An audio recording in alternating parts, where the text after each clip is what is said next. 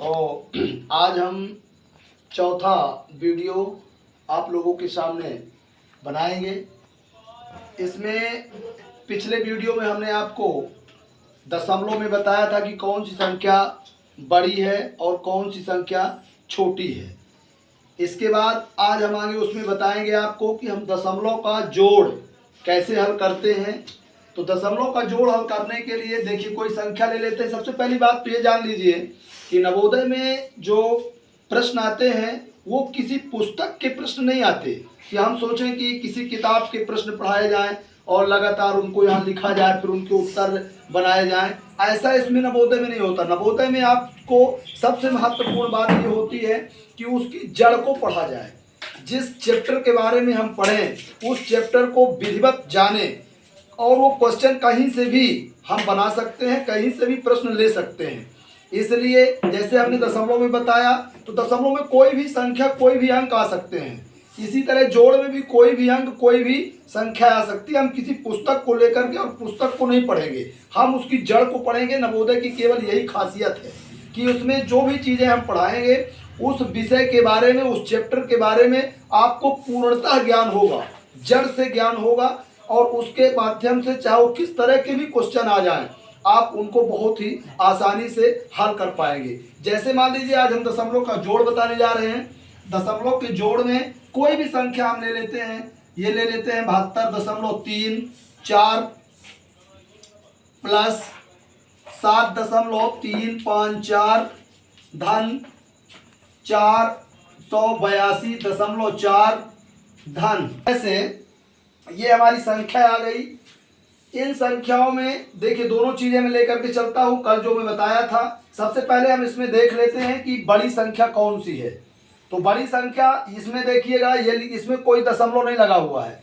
जिस संख्या में दशमलव नहीं लगा होता है कल मैंने बताया था कि उसके लास्ट में हम दशमलव लगा लेते हैं। यहाँ अगर हम दशमलव लगा देते हैं अपने से तो यहाँ बाद में हम शून्य कर सकते हैं, चाहे जितने शून्य लिख दें इनकी कोई आवश्यकता भी नहीं है और कोई मान्यता भी नहीं है। अगर लास्ट में यहाँ पर कोई अंक नहीं लिखा जाता है, केवल शून्य ही लिखे जाते हैं, तो उन शून्यों का महत्व नहीं होता है। तो अब हम इसलिए लगा लेते हैं कि ये देखेंगे कि दशमलव के पहले क्या लिखा हुआ है।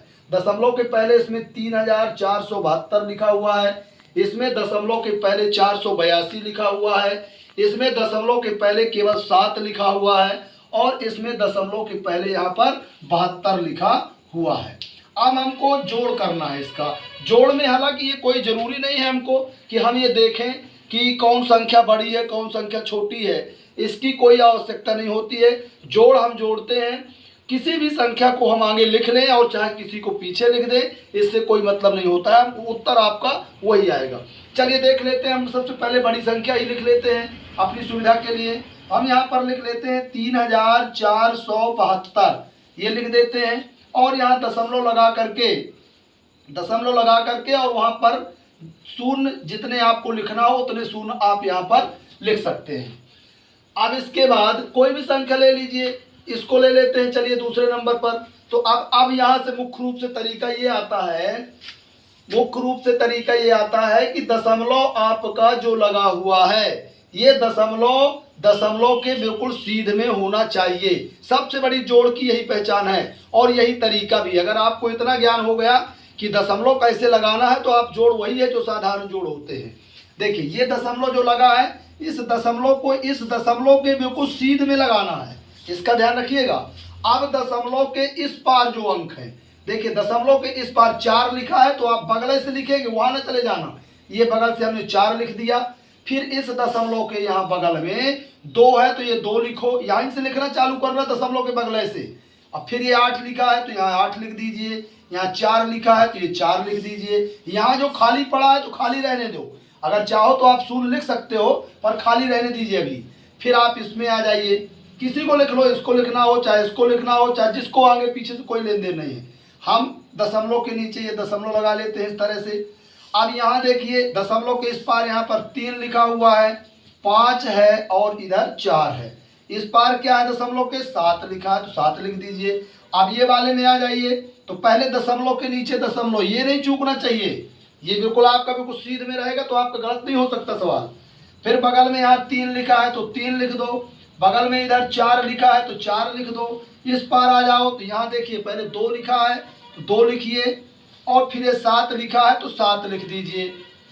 अंक का ये ध्यान रखना है कि आपको बिल्कुल सीध में अंक हो, जैसे दशमलव हमारा बिल्कुल सीध में लगा हुआ है, इसी तरह से अंक भी हमारे बिल्कुल सीध में हो। तब अब यहाँ बीच में जैसे देखो कुछ नहीं है, आप शून्य कर सकते हो यहाँ पर। अब शून्य का कोई मतलब नहीं है, जैसे देखिए आप कोई तारीख लिखते हैं, जैसे आज मान लीजिए किसी दिन मान लो 5 तारीख है, कोई सिंगल अंक जब आप लिखते हैं तो इस तरह से 5 लिखते हैं, तो 5 लिखते हैं, उसके आगे शून्य लिख दिए तो इसका कोई महत्व नहीं, हम इसको केवल 5 ही पढ़ेंगे।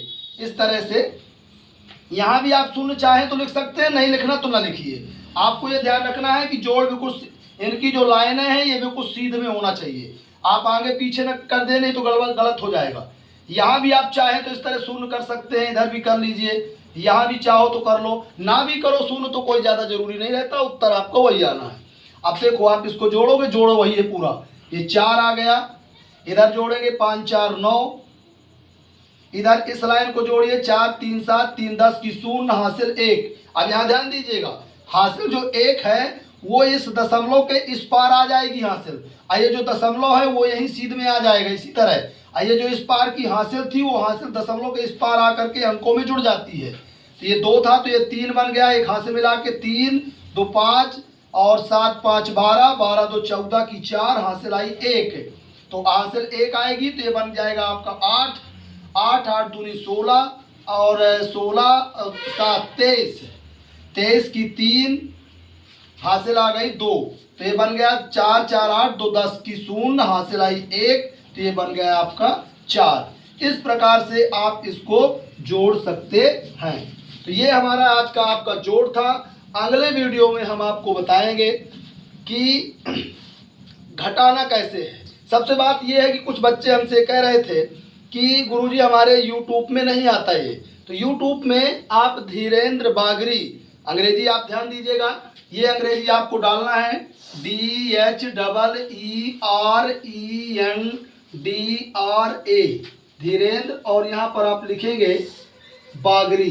जब आप ये डालेंगे तो इसमें आपको आ जाएगी, हमारी फोटो उसमें आती है, आप उसको टच करेंगे तो आपको वीडियो आ जाएंगे। इसके बाद आपको सब्सक्राइब जरूर करना है, जब आप सब्सक्राइब करोगे तो अगले दिन से आपको ढूंढना नहीं पड़ेगा और ये आ जाएंगे। विधिवत हम क्रम से पढ़ाएंगे, अगर आप इनको पढ़ेंगे तो ये निश्चित है कि आप एक माह जो जितना भी टाइम हमारे पास होगा हम इसको पढ़ाएंगे तो आगे आपको अच्छी मजबूती मिलेगी, और जब आप जुलाई से पढ़ेंगे तो आपके लिए कोर्स आसान हो जाएगा, रिवीजन हो जाएगा, कोई दिक्कत नहीं आएगी। आज इतना ही, अगले वीडियो में फिर कल हम आपको घटाना पढ़ाएंगे। जय हिंद।